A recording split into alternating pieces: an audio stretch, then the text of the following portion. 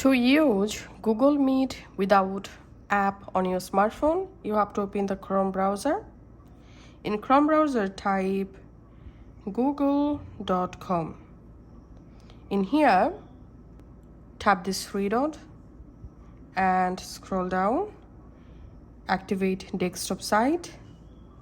Now in this search box, type meet.google.com. So you have to type correctly meet.google.com, then hit enter, and you can pinch your fingers to zoom in.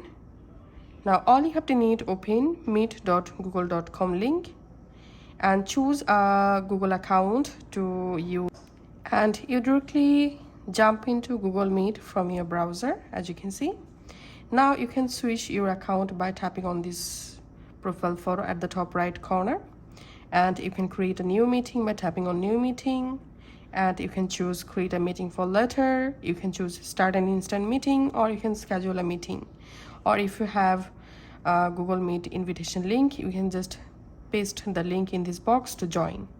So this is how we can actually use Google Meet without app. Thanks for watching.